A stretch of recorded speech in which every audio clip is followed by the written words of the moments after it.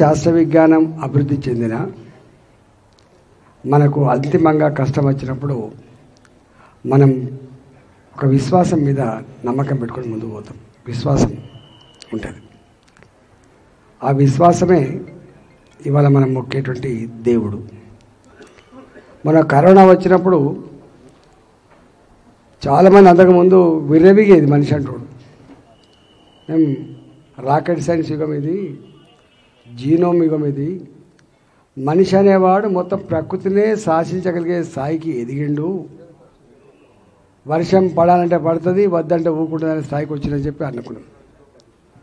కానీ కరోనా వచ్చినాడు ఎంత ఎదిగినా, ఎంత శాస్త్ర విజ్ఞానం ఉన్నా మళ్ళీ నియంత్రించగలిగే శక్తి, అతీతమైన శక్తి ప్రకృతికే ఉంటుందని చెప్పినటువంటి సందర్భం మన కళ్ళ ముందు చూసినాం. మనం ఈ జనరేషన్ చూసింది. అందువల్ల భారతీయ జనతా పార్టీ రాముని పేరు చెప్పుకొని పోతుంది అని చెప్పి అయితే మాట్లాడతారో, అవును బాధ్యత చెప్పుంటుంది రాముని పేరు. ఎందుకు? 500 ఏళ్ల క్రితం కోల్పోయినా, 500 ఏళ్ల క్రితం కోల్పోయినా ఏ అయోధ్యలో ఆ రామాలయం కావాలని 100 మంది తమ ప్రాణాలను బలిచ్చిండ్రు, 1000 మంది జైళ్ళలో పోయిండ్రు. చివరికి మీరు కడతారా లేదా అని చెప్పి దేశ ప్రజలే పూనుకొని అక్కడ ఏం జరిగిందో కరసేవలో మీరు చూసిండ్రు. అతి తక్కువ కాలంలో మోడీ గారు నా దేశం గొప్పగా ముందుకు పోవాలంటే, నా దేశ ప్రజల విశ్వాసాన్ని కాపాడబడాలంటే, ఈ దేశానికి అరిష్టం జరగకుండా ఉండాలంటే రామ మందిరం కట్టాలని చెప్పి సుప్రీంకోర్టులో తీర్పు పాజిటివ్గా వచ్చినప్పటికి కూడా ఇవాళ మెప్పించి ఒప్పించి ఆలయాన్ని కట్టించి దేశ క్షేమాన్ని కోరిన వ్యక్తి నరేంద్ర మోడీ గారు. ఇవాళ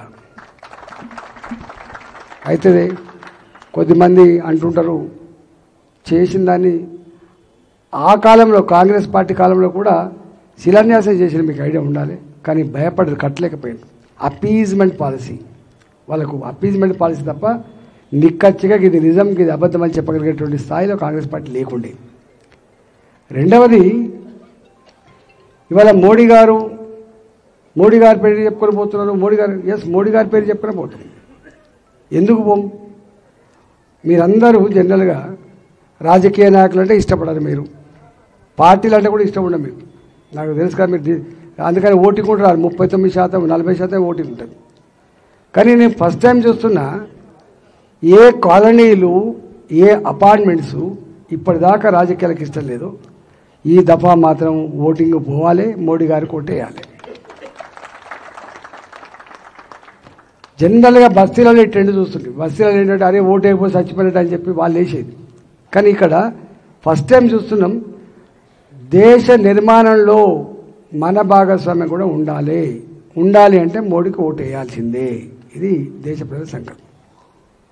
అందుకని అబ్కీ బార్ 400 పార్ ఈ నినాదం ఇచ్చింది పార్టీ కాదు, భారతీయ జనతా పార్టీ కాదు. ఈ నినాదం ఇచ్చింది యావత్ దేశ ప్రజలు ఈ నినాదం ఇచ్చిండ్రు. 370 పైబడి గెలిపిస్తామని చెప్పి శపథం చేస్తుంది ప్రజలు.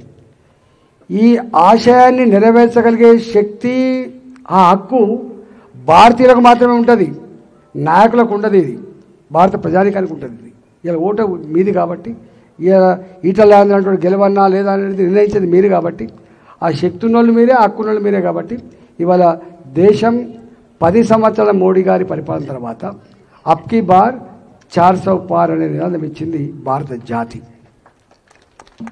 ఏ సర్వేలు చూసినా కూడా ఇలా ఒక అజేయమైనటువంటి శక్తిగా భారతీయ జనతా పార్టీ ఎదిగిందని మనం చూస్తూ ఉన్నాం. కారణం ఏంటి? ఇవాళ వీళ్ళు చెప్తున్న సంకుచితమైన వాళ్ళు చెప్తున్నట్టుగా ఒక జై శ్రీరాముడే మాత్రమే కాదు. ఒకనాడు ఈ దేశం చంద్రశేఖర్ గారు ప్రధానమంత్రి ఉన్నప్పుడు బంగారం కుదవబెడితే తప్ప జీతాలు లేని పరిస్థితి ఉండే, మీకు ఐడియా ఉండాలి. పెద్ద మనిషి ఉంటే ఇక్కడ చదువుకున్నాడు. ప్రపంచ బ్యాంకు దగ్గర మోకరిల్లింది భారత ప్రజల ప్రయోజనాలు పరంగా పెట్టింది భారత్ అని చెప్పి మనం వింటాం. ఏషియన్ డెవలప్మెంట్ బ్యాంక్, ప్రపంచ వరల్డ్ బ్యాంక్ ఇవన్నీ. కానీ వాళ్ళ ఎక్కడ ఈ 10 సంవత్సరాల కాలంలో ఏ ప్రపంచ బ్యాంకు దగ్గర మోకరిల్లకుండా కరోనా వచ్చి ప్రపంచమంతా ఆర్థిక మాంద్యంలో కూరుకుపోయినప్పటికీ కూడా, రెసిషన్ ఉన్నప్పటికీ కూడా ఇవాళ అంతో ఇంతో గ్రోత్ రేటుతో 11వ ఆర్థిక వ్యవస్థకున్న భారత్ 5వ ఆర్థిక వ్యవస్థ ఎదిగింది మోడీ గారి పీరియడ్లో. ఇవాళ మోడీ గారి పీరియడ్లో. అంతేకాదు, అసలు గౌరవాన్ని పెంచిన విషయంలో ఒకప్పుడు భారతదేశం అంటే మేధావుల భాషలో చెప్పాలంటే third world country Bharat. Third world country అంటే పేద దేశాల సరసన ఉన్న దేశం ఇది. ఫస్ట్ వరల్డ్ కంట్రీ అంటే అమెరికా, రష్యా లాంటిది. సెకండ్ వరల్డ్ కంట్రీస్ అంటే యూరోప్ లాంటి దేశాలు అవన్నీ. కానీ థర్డ్ వరల్డ్ కంట్రీ అంటే పాకిస్తాన్, బంగ్లాదేశ్, భారత్ ఉండేది.